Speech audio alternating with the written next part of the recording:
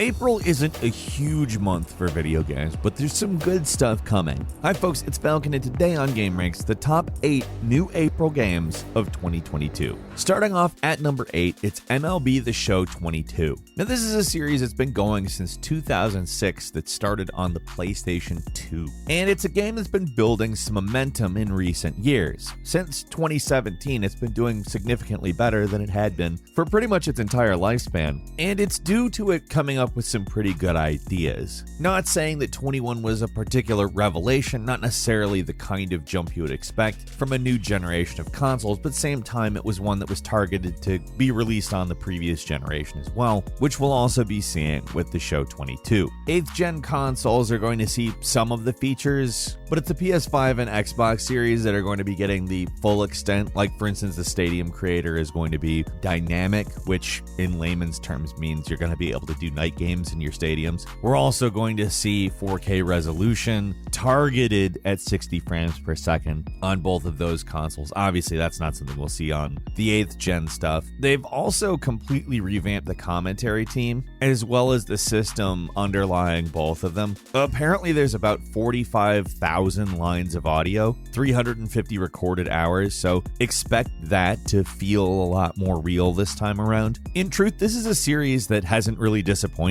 and like I said, has gained some momentum in recent years, so I don't really expect this to be anything that bucks that trend. I think it's probably going to be an improvement over last year's. The real question is going to be how much of an improvement. It's nice that we're going to be seeing some features that are next gen only, and it's also nice that we're going to be seeing a Nintendo Switch version of the game. MLB The Show 22 comes out April 5th on the PlayStations, the Xboxes, and Switch.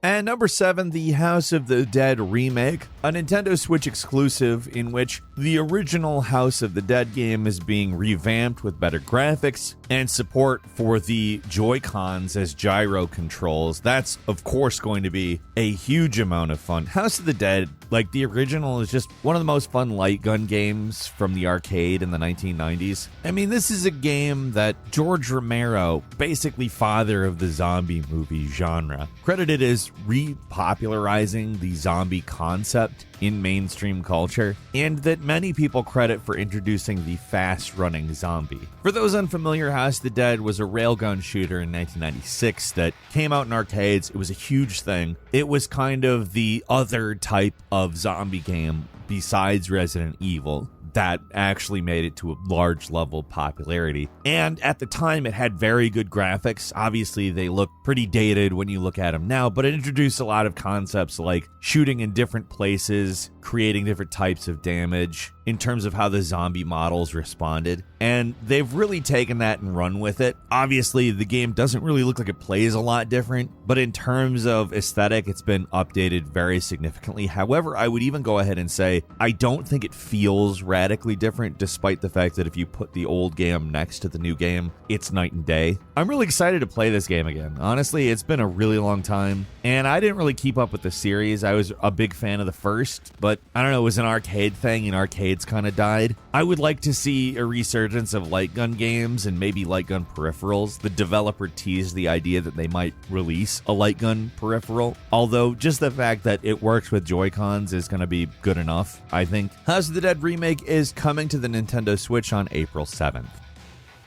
And number 6 is Terrorbane, with error in all caps. This is a sort of meta concept where the game is in fact a traditional JRPG type game, which utilizes the idea of the game being buggy on purpose for an effect. So the game is designed to mimic bugs and glitches that you're supposed to use during the course of gameplay. Obviously, this is a comedy game, but at the same time, it's a really innovative concept that adds a completely new meta layer to the gameplay in which you're not only dealing with bugs, but you're actually using them to solve puzzles. The joke is that the game is sloppily designed and you're exploiting and cheating your way through that. It's a game based on what a lot of people do in games anyways, speedrunners in particular. I think this is a really innovative concept, and if it turns out to be as good as it looks, it's going to be a must play, particularly for people who have played games their entire lives. but I'd imagine that most people who watch gaming YouTube videos understand what's going on here. It's, an idea that feels like it needed to happen, and I'm surprised it hasn't yet, but it's obviously not something I came up with either, so big ups to Bit9 Studio for coming up with this idea, and I can't wait to play it. It's landing on the PC and Nintendo Switch April 1st. At number 5 is Midnight Ghost Hunt, an actually novel-looking game in which there are 2 teams of 4 players. One is the ghosts, one is the ghost hunters. The game plays out as kind of half hide-and-seek, half first-person shooter, where matches are structured so that the ghost hunters come into a haunted location, look for ghosts, and take them out until midnight. If they haven't taken out all of the ghosts by midnight, every ghost they have taken out comes back as a vengeful spirit, and it becomes an all-out brawl. Midnight Ghost Hunt is developed by Vaulted Sky Games and published by Coffee Stain Publishing. So that's a publisher that has put out quite a few, like I said, novel games. You've got Valheim, Goat Simulator, Satisfactory, Deep Rock Galactic. This is a publisher that knows how to pick what games to publish, and between that and the concept the developers came up with, Midnight Ghost Hunt looks like a really interesting game, and I think has the potential to be something really big. They're entering early access early April, so definitely go to Steam and check it out.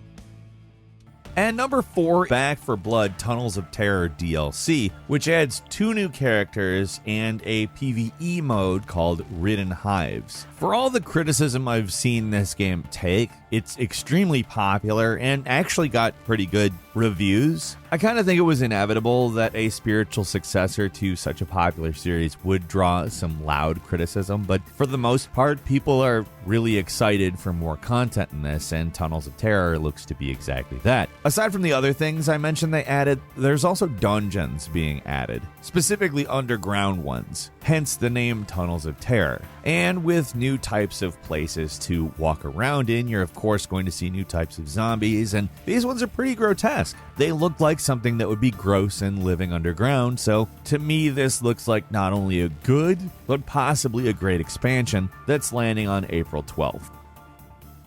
And number 3 is Chrono Cross, the Radical Dreamers Edition, an HD remaster of, frankly, a very good game that maybe didn't get the kind of attention it should have when it came out. Now, it was a pseudo-sequel to Chrono Trigger, and it was a game that came out on the original PlayStation with, obviously, 3D graphics, and therefore, a lot could be done to make it look better, and that's exactly what has happened. Nothing's changed about the gameplay. You still get turn-based battles in a world where monsters are visible and therefore there are no random encounters, but 3D models as well as the soundtrack can be switched between the original version and a very faithful upgraded version. The soundtrack sounds basically the same but nicer. In the 3D models, I think if you weren't thinking about it and they didn't provide the choice, you might misremember the game as just having better graphics than it originally did. To some extent, that's actually what happened to me with House of the Dead. When the remake was announced, I went back to look at it. I was like, oh, this looks way worse than I remember. In my head, the remake looked closer to